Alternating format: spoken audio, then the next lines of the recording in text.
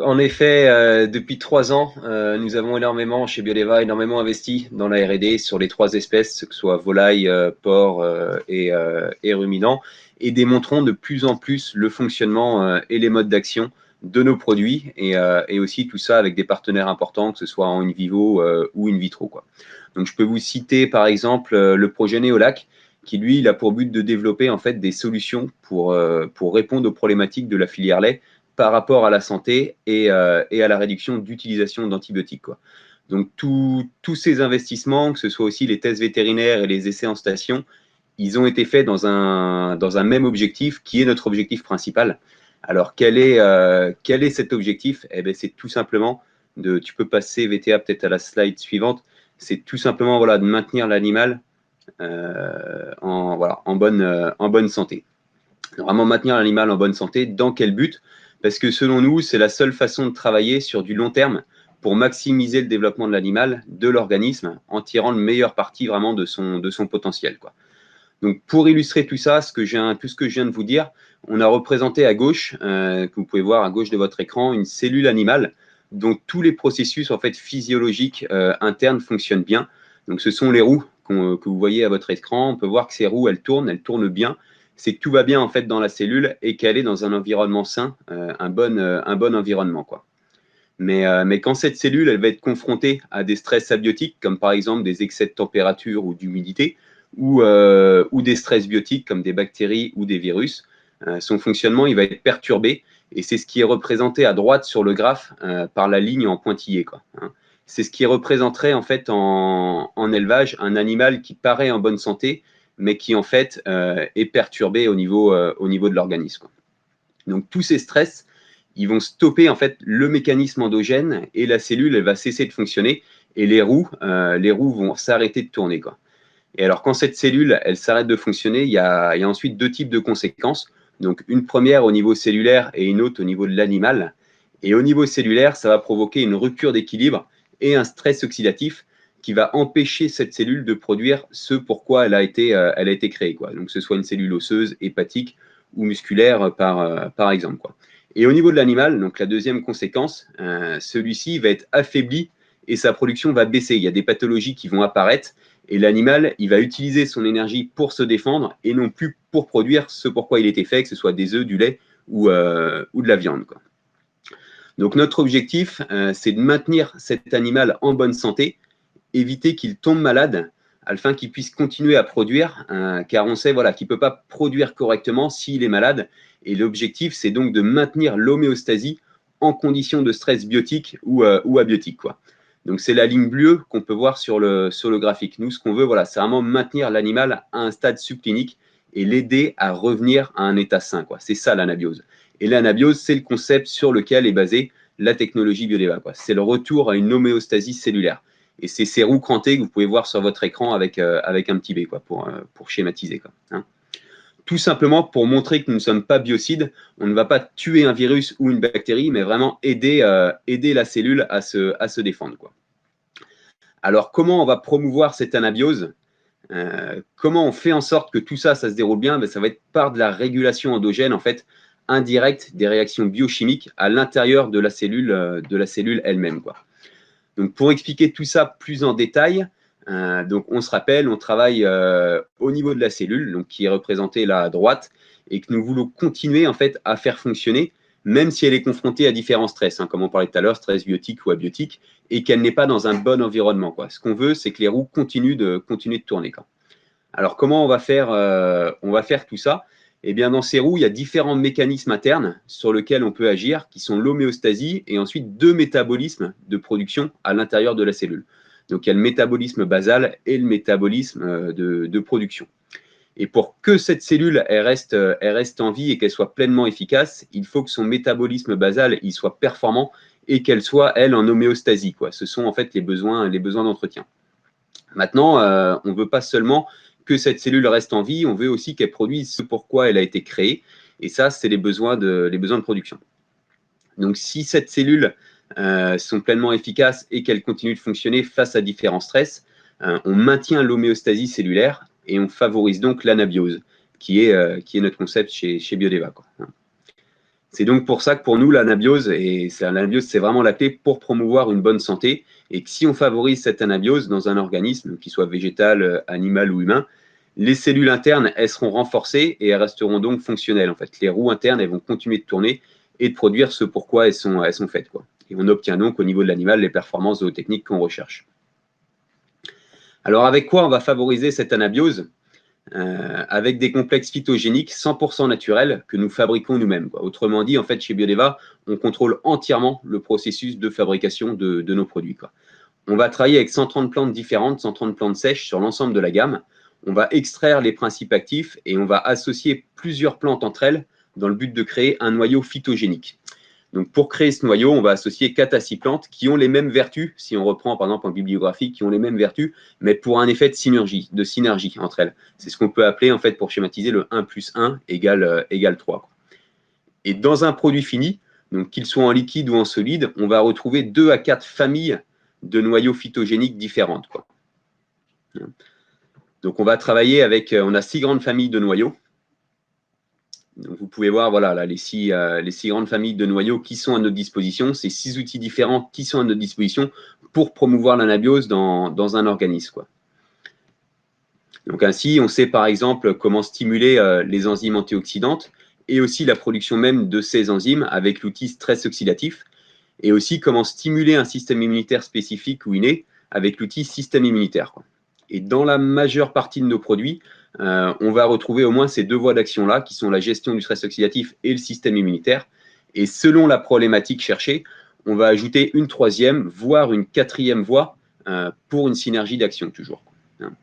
Et on peut donc ajouter ensuite les outils, par exemple, métabolisme, pour stimuler le métabolisme hépatique rénal, ou encore digestif. Inflammation, donc qui va moduler les sécrétions des protéines inflammatoires. On peut travailler aussi sur tout ce qui est facteur de virulence, donc pour rendre une bactérie moins pathogène en renforçant l'intégrité de l'épithélium.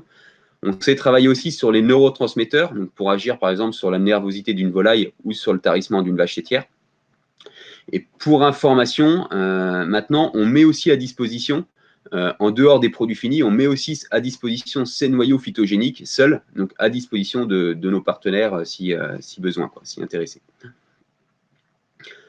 Donc pour finir et pour résumer et pour bien définir qui nous sommes, donc c'est vraiment ces 7 points clés qui rendent la technologie Biodeva tellement différente de ce que vous pouvez rencontrer habituellement sur le marché. Donc ce qui nous différencie, c'est ça, c'est des produits phytogéniques 100% naturels, comme disait Jean-François aussi. Voilà, toujours dans le but de favoriser l'anabiose, mais on s'interdit tout ce qui est nature identique, synthétique, semi-synthétique. C'est-à-dire que toutes les molécules qui sont dans nos produits ont un jour été dans une plante, quoi. On a un mode d'action unique par régulation endogène des fonctions biochimiques cellulaires. Et nos produits extraits, ils sont développés et fabriqués en interne par Biodeva exclusivement. C'est ce que je disais tout à l'heure, c'est qu'on maîtrise vraiment la totalité de la chaîne de production, quoi. Donc nos solutions, donc sans biorésistance et non biocides, donc grâce à un mode d'action indirect, et donc compatible avec d'autres ingrédients, que ce soit des vitamines, des minéraux ou des probiotiques. On a une efficacité qui est validée donc par des résultats d'essais de terrain en conditions réelles d'élevage, pour montrer tout simplement que le produit fonctionne bien et qu'il est rentable, bien sûr, ensuite pour l'éleveur. Et dans un deuxième temps, on va démontrer son mode d'action au travers de la recherche fondamentale avec des essais in vitro, ex vivo, quoi. On a un haut niveau de qualité, donc garanti pour l'ensemble de nos produits, avec une norme d'alimentation humaine, de qualité humaine, donc ISO 22000. On est GMP+, sans OGM aussi. Et nos produits sont adaptables à tout type d'utilisation finale en nutrition animale, que ce soit des prémixeurs, minéraux, fabrication d'aliments ou de boissons, quoi. Voilà, c'est vraiment ces 7 points qui sont importants et qu'il faut bien garder en tête, bien garder à l'esprit lorsqu'on compare Biodeva, lorsqu'on compare vraiment notre technologie à d'autres choses qui sont présentes sur le marché, quoi. Donc voilà pour ma part ce que je pouvais vous dire sur notre technologie, sur Biodeva. Si vous avez des questions, n'hésitez pas à les poser maintenant sur le chat. Et donc, on sera ravis d'y répondre. Et je passe ensuite le micro à Anne-Cécile Delahaye, qui va, elle, vous présenter les résultats au niveau de l'animal. Alors, Merci. juste une petite question à laquelle je vais répondre parce que, en fait, j'ai la réponse. Dans quelle mesure vous êtes en mesure d'étayer, d'expliquer plus avant ce mode d'action sur l'anabiose et sur les paramètres endogènes? Donc ça sera sur la partie mode d'action, hein, donc plutôt en fin de présentation, lorsqu'on sera au niveau de la cellule. Mais nous avons des éléments extrêmement intéressants, hein, à partager à ce niveau-là. Ouais, excusez-moi, hein, Anne-Cécile, c'est à toi de jouer. Vas-y, on part sur l'animal. Avec le micro, Anne-Cécile, c'est encore mieux. Désolée, là voilà, c'est mieux effectivement. Donc après la présentation d'Edouard qui a présenté un petit peu les atouts et les points clés de notre technologie, moi je vais désormais vous montrer quelques essais qu'on vous a probablement déjà montrés, mais qui vont permettre de bien vous montrer que notre approche de la bonne santé des animaux à travers l'anabiose, elle est efficace et elle est rentable. Que ce soit sur de nombreuses problématiques et que ce soit en ruminant, en volaille ou en porc. Donc je vais démarrer par un exemple tout simple que vous avez là sous les yeux, qui est un exemple d'optimisation des performances en conditions classiques d'élevage. Ici, c'est un essai en contemporain qui a été réalisé dans un troupeau laitier de Montbéliard, où l'élevage a utilisé Drestim pendant 6 jours. Et ça a permis de mettre en évidence une augmentation significative de la production de lait de presque 2 litres par vache. Ça permet de mettre en avant que notre approche, à travers la régulation endogène, elle permet d'augmenter la production avec une vraie puissance statistique et de prouver l'efficacité de nos produits pour améliorer les performances des animaux lorsqu'on est dans des conditions classiques et normales d'élevage. Mais on va en fait beaucoup plus loin grâce à l'association des familles de noyaux de notre toolbox dont parlait Edouard tout à l'heure, puisqu'on est également capable d'obtenir de très bons résultats en contexte challengé, et là par exemple en présence de mycotoxines. Donc c'est le cas avec Inédia, notre xénosenseur naturel qui est multi-espèces, et qui permet d'augmenter les seuils de tolérance des animaux aux mycotoxines pour limiter leurs effets. Donc ici, ce sont les résultats de l'essai volaille qui a été réalisé à Samitech, à la station de Samitech au Brésil, que l'on vous présente, où on a comparé Inédia à un témoin négatif sans contamination. Le témoin positif, lui, avait un cocktail de mycotoxines pour refléter la réalité du terrain avec une polycontamination, puisque bien souvent les aliments sont plutôt polycontaminés que monocontaminés. Et on a étudié les effets de notre anabiotique à la dose de 250 grammes tonnes et on l'a comparé à un capteur de référence à la dose préconisée par le fabricant qui était dans 1 kilotonne.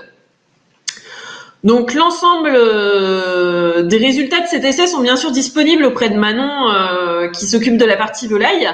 Mais aujourd'hui, l'idée, c'est de vous montrer qu'Inédia a non seulement permis d'éviter les baisses de performance liées à la présence de mycotoxines, mais également de faire mieux que le témoin négatif. Donc Inédia, il a permis d'augmenter les seuils de tolérance des volailles aux mycotoxines, et puis d'éviter les impacts négatifs. Mais il a surtout permis d'optimiser les performances, puisque numériquement, les performances sont meilleures que le témoin négatif. Et ça a été permis grâce à la prise en compte de cet aspect challengé, du contexte challengé en fait par la présence de mycotoxines, par le choix et l'association synergique de nos noyaux phytogéniques de la toolbox. Alors ce qu'il faut savoir, c'est que quand les animaux sont en condition de challenger, leur système immunitaire doit être performant pour y faire face.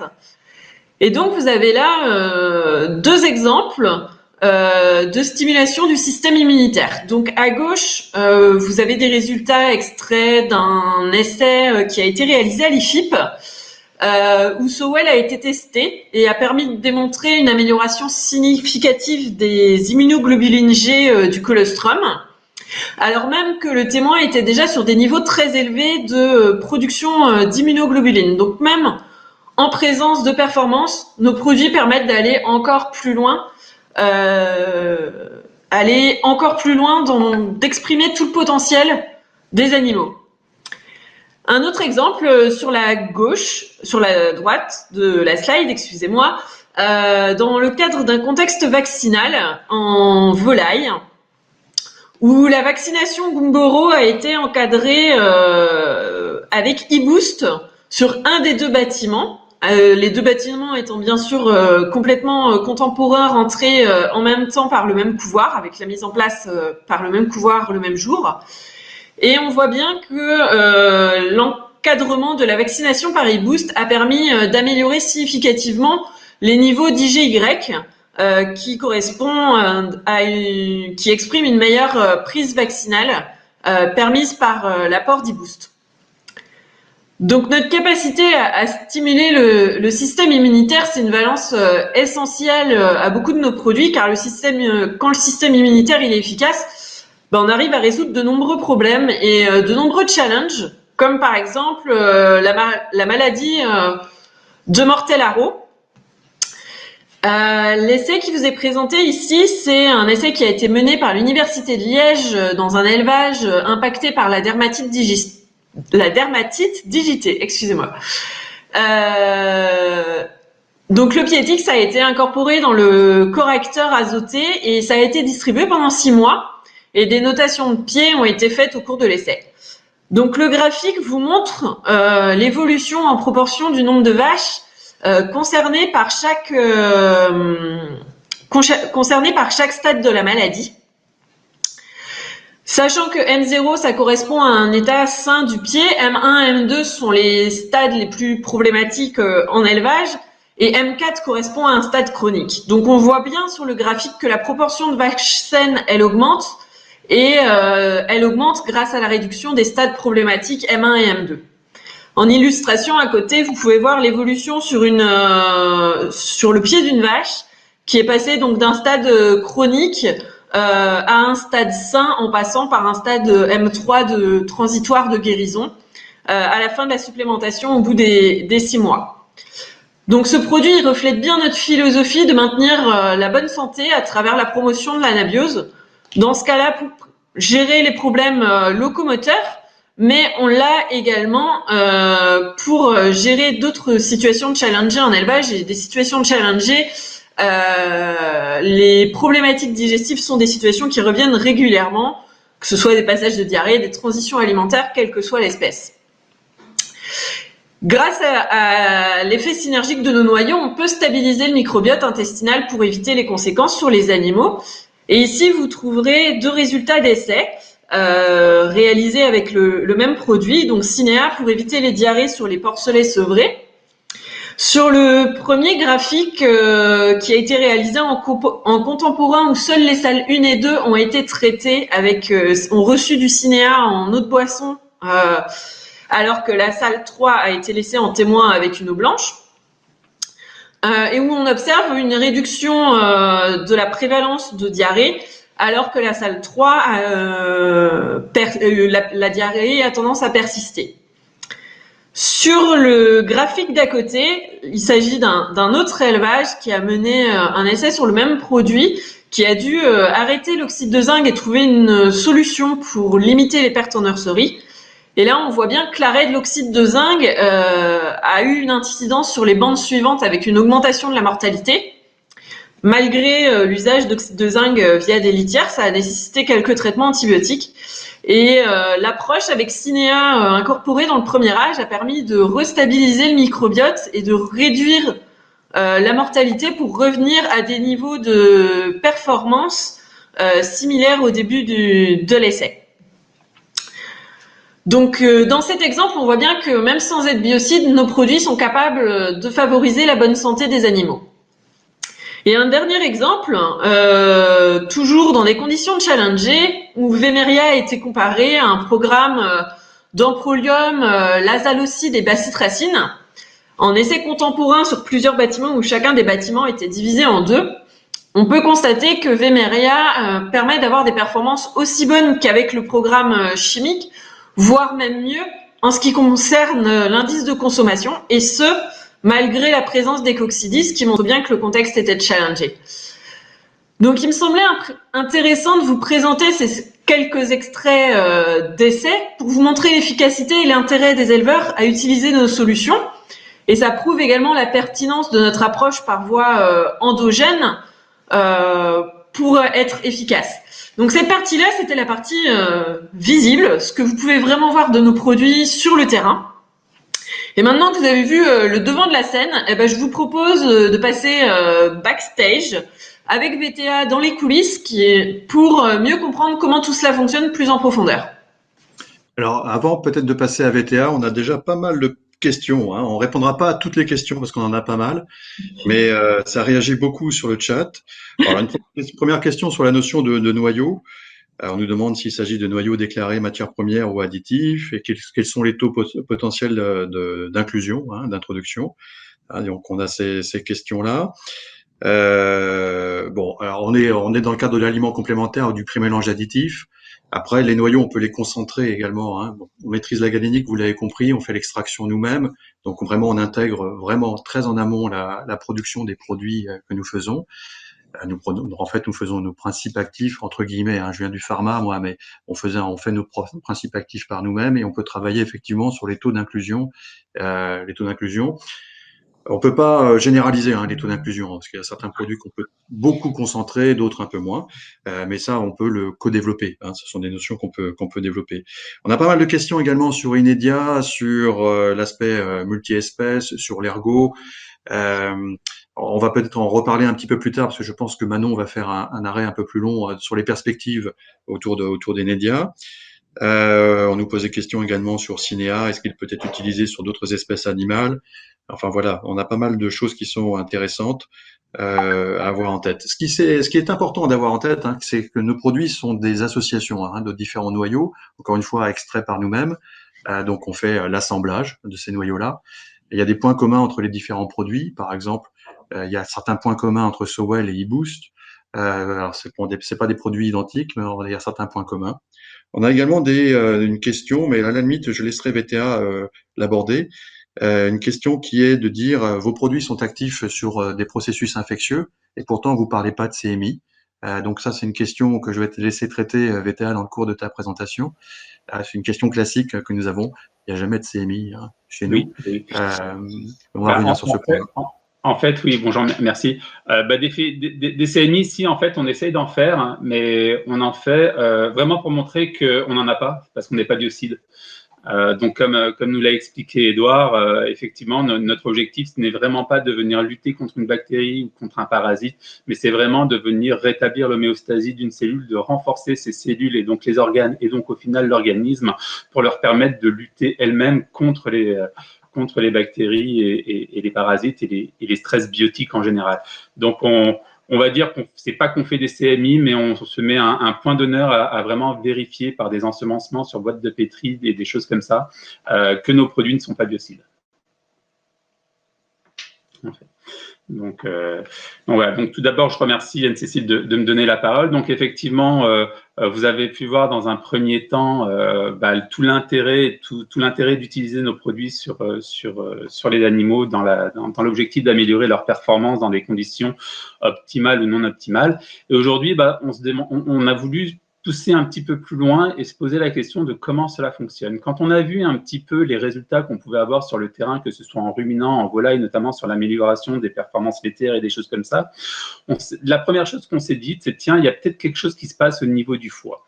Et je pense qu'on a déjà eu l'occasion de vous présenter ces différentes coupes histologiques de foie de volaille qu'on a pu réaliser en partenariat avec l'école vétérinaire de Nantes sur en fait quel effet pouvait avoir notre produit Epadine, donc un produit qu'on va utiliser pour la volaille, pour tout ce qui est stimulation du métabolisme hépatique, quel effet ce produit pouvait avoir sur le foie et sur l'architecture du foie avant et après.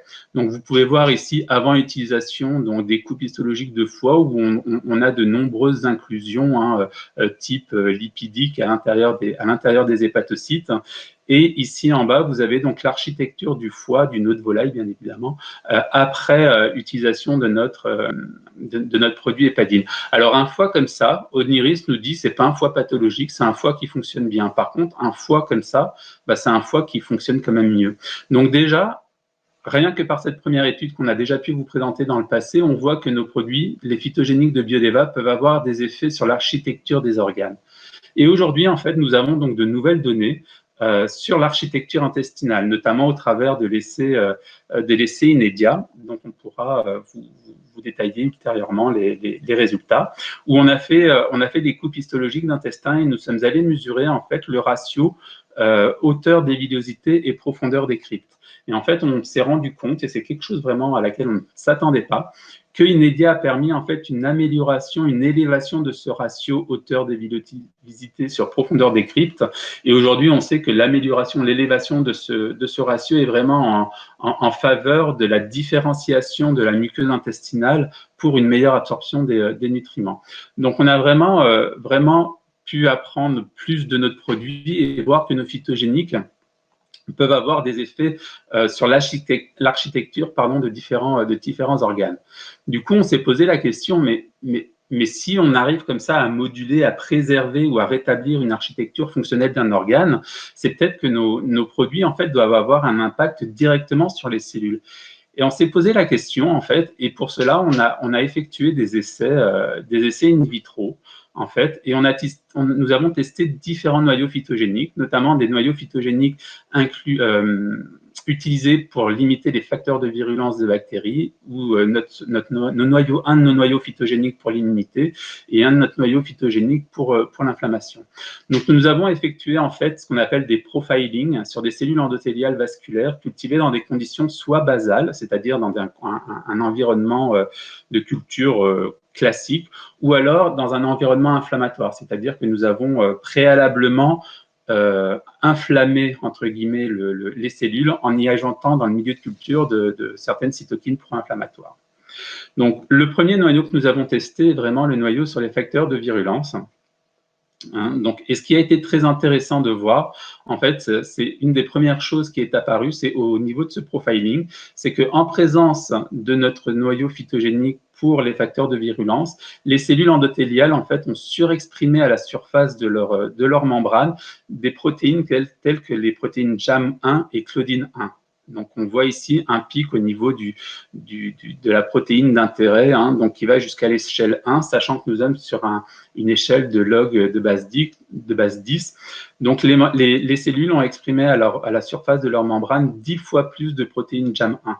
Les protéines JAM1, nous savons aujourd'hui que ce sont des protéines qui sont impliquées ici au niveau des jonctions serrées, ce qui veut vraiment dire que l'utilisation de notre produit, de notre noyau phytogénique VIR, a permis en fait d'améliorer l'intégrité d'une muqueuse ou d'un épithélium grâce au renforcement des jonctions serrées. Nous nous sommes rendus compte également que grâce à ce noyau phytogénique, certaines protéines impliquées dans la reconstruction, dans l'angiogénèse et dans la prolifération vasculaire avaient été surexprimées grâce à ce noyau phytogénique. Donc, c'est quelque chose, vraiment une approche qui est assez intéressante pour tout ce qui est réparation des muqueuses après une inflammation, par exemple, type diarrhée, type passage bactérien ou des choses comme ça. Et enfin, quelque chose là aussi à laquelle on ne s'attendait pas, c'est qu'on a eu certaines protéines, donc le CD39, qui a été surexprimé grâce à notre noyau phytogénique. Et aujourd'hui, on sait que ce CD39, en fait, il est impliqué dans la protection des épithéliums vis-à-vis d'une réaction excessive du système du complément lors de stress biotique ou de stress abiotique, en fait. Et ce sont vraiment ces quatre points qui font que ce noyau-là permet vraiment de limiter la virulence des agents pathogènes, tout simplement par un effet indirect encore, principalement en renforçant l'intégrité des muqueuses pour limiter la pénétration d'agents pathogènes. Du coup, quand on a vu ces premiers résultats, on s'est dit, tiens, nos produits peuvent être impliqués peut-être dans la réponse immunitaire. Et c'est quelque chose qu'on suspectait déjà au travers des différents essais qu'on vous a présentés ultérieurement. Donc, on a regardé quel pouvait vraiment être l'impact de nos noyaux phytogéniques sur la stimulation du système immunitaire.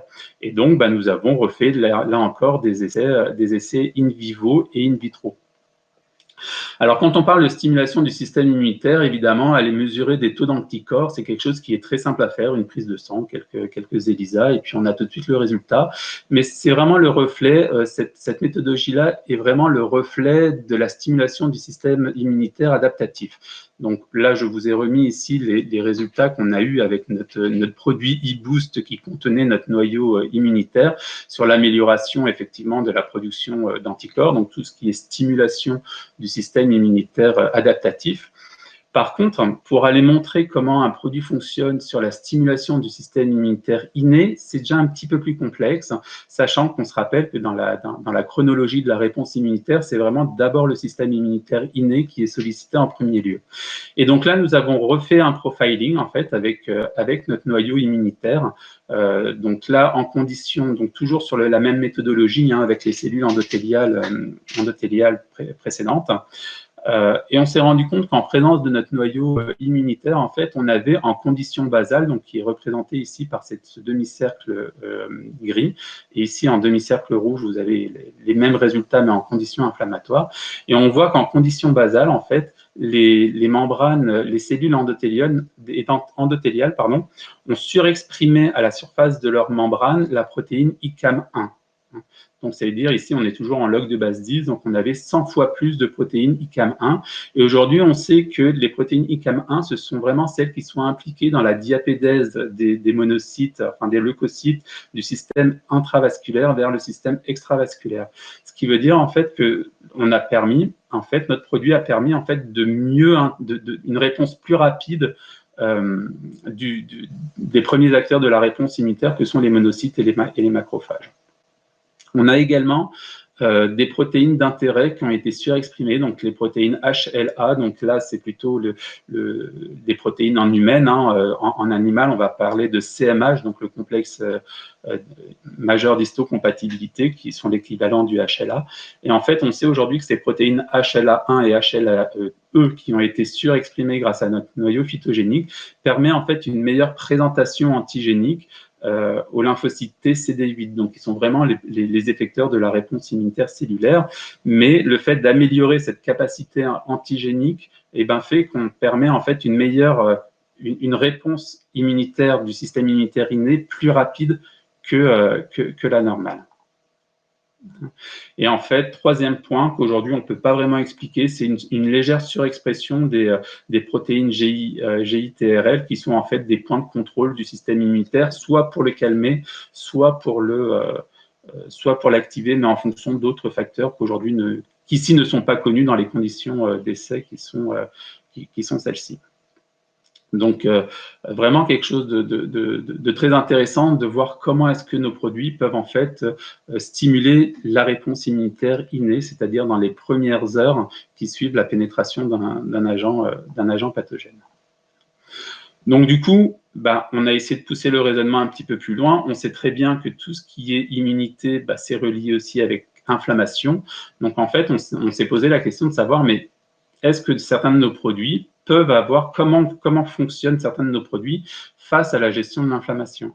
Et donc, nous avons refait là également un autre profiling avec notre noyau inflammatoire. Et là, ce qui est vraiment très, très intéressant, c'est de voir en fait la réponse des cellules endothéliales en présence de notre noyau phytogénique sur la sécrétion dans le milieu de culture de cytokines qui sont connues pour être pro-inflammatoires, notamment en conditions basales, ici, donc toujours avec ce cercle gris, nous avons eu une surexcrétion de cytokines d'interleukine 8, donc là on est allé jusqu'à 10 puissance 6 fois plus de cytokines d'interleukine 8 par rapport aux témoins.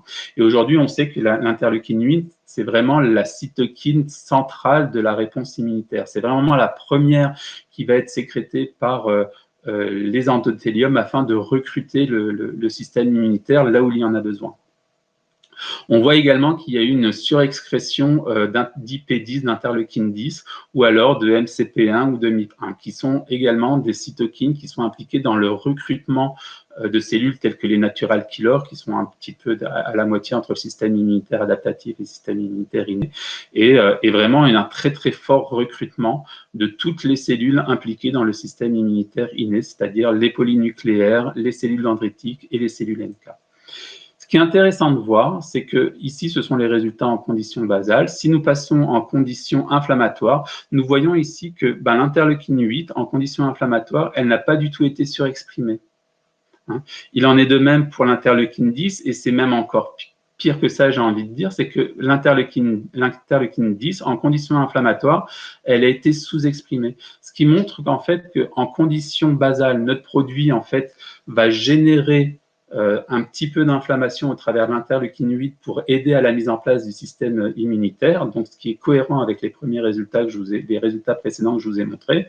Mais surtout, c'est qu'en conditions inflammatoires, sur des cellules déjà inflammées, eh ben, notre produit en fait va vraiment avoir une réponse plutôt immunomodulatrice avec un rôle protecteur vis-à-vis de l'inflammation. Et ça, c'est vraiment quelque chose à laquelle on ne s'attendait pas d'un point de vue mécanisme d'action, on le voyait sur le terrain. Et en fait, c'est vraiment pour ça qu'on dit que nos progènes, nos produits, nos phytogéniques sont vraiment adaptogènes. C'est-à-dire qu'ils ne viennent vraiment pas se substituer à la physiologie de la cellule, mais ils viennent vraiment renforcer celle-ci lorsqu'elle a besoin d'être exprimée. Comme on vient de voir dans l'inflammation, lorsqu'il y a besoin d'inflammation, notre noyau inflammatoire va générer de l'inflammation. Quand il faut calmer le jeu, et ben notre noyau inflammatoire va plutôt aller vers un profil à calmer l'inflammation. Donc ça, c'est vraiment quelque chose de très intéressant. Et on a vraiment voulu pousser le raisonnement un peu plus loin en se disant, OK, nos produits ont des effets sur les organes, on l'a vu, ont des effets sur les cellules, mais derrière, qu'est-ce qui se passe au niveau du matériel génétique à l'intérieur même de la cellule? Et donc pour ça, nous sommes allés encore un petit peu plus loin. Nous avons fait une analyse en fait in vivo et ex vivo sur de la volaille. Nous avons fait une analyse transcriptomique en fait sur des foies de poulet de chair. Les foies ont été prélevés en fait à 15 jours de vie. Nous avions constitué 3 lots. Un lot qui recevait notre produit, alors toujours notre produit Epadine, un lot qui recevait un produit à base de sorbitol choline qu'on trouve classiquement sur le marché, et un lot qui recevait de l'eau pure. Et en fait, cette analyse transcriptomique a permis de mettre en évidence que notre produit Epadine en fait a permis l'expression différenciée de plus de 1500 gènes en fait, et avec des variations vraiment très très élevées, puisqu'on va justement des fois à des expressions différenciées qui vont de l'ordre de plus 5 en log de base 2 jusqu'à moins 5 en log de base 2. Donc on montre là vraiment par cette analyse-là que nous avons vraiment une action sur la transcription, sur l'expression de certains gènes.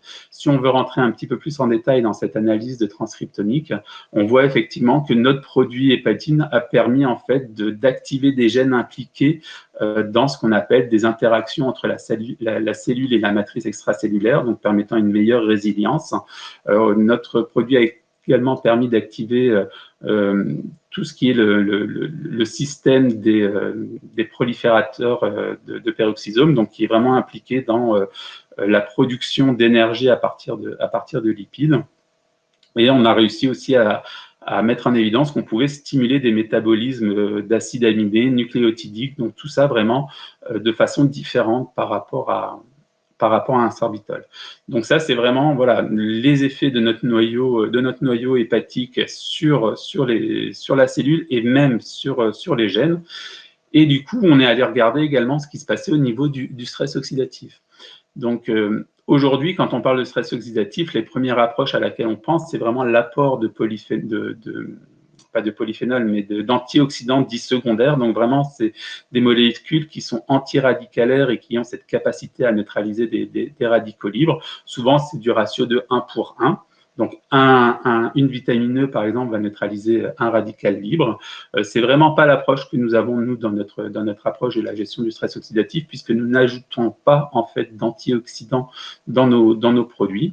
Une autre approche va consister effectivement à apporter de la superoxydismutase de melon, si celle-ci effectivement arrive à passer l'ensemble du tube digestif et à pénétrer à l'intérieur d'une cellule, puisque c'est là qu'est active la SOD. C'est pas non plus notre approche. Aujourd'hui, nous, on a réussi à mettre en évidence également que Biodeva, grâce à son noyau phytogénique stress oxydatif, permettait en fait la transcription, d'induire la production et la transcription de gènes codants pour des enzymes telles que la superoxydismutase, la catalase, la glutathion peroxydase. Donc en fait, on a vraiment montré qu'on venait activer ce qu'on appelle la voie NRF2. On sait que la voie NRF2 aujourd'hui, elle cible un certain nombre de gènes, ce qu'on appelle les vitagènes en général. Et donc, on a pu montrer que nos produits, notre noyau GSO, notre NGSO qu'on commercialise aujourd'hui, a permis en fait d'activer la transcription de plus de 40 fois les gènes impliqués dans la voie NRF2, alors que la vitamine E, puisqu'on a comparé notre produit à la vitamine E, alors que la vitamine E, elle, n'a pas eu cette capacité à initier la voie NRF2. Et si on revoit ici un petit peu la puissance des pouvoirs antioxydants, on est ici sur la production d'enzymes telles que la superoxydismutase, qui est, on va dire, le top du top en termes d'enzymes antioxydantes, puisqu'on sait aujourd'hui que une enzyme de SOD permet de neutraliser jusqu'à 1 million de radicaux libres, et notre approche est vraiment d'aller stimuler la production de cette SOD.